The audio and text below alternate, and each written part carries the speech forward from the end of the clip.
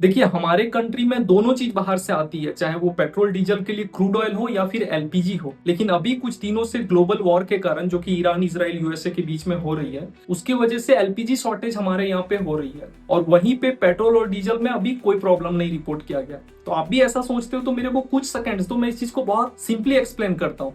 अगर पेट्रोल और डीजल में कोई प्रॉब्लम नहीं हो रहा वेरी शॉर्ट टर्म में, तो सबसे पहला रीजन है कि अपने कंट्री में 23 रिफाइनरीज हैं।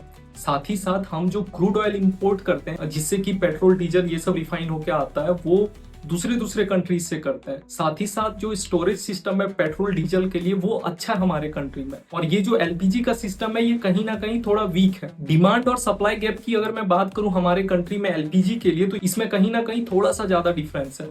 जो डिमांड है अपने कंट्री की, लगभग अगर ऑन एवरेज देखा जाए तो एक महीने में 26.5 लाख मैट्रिक टन है।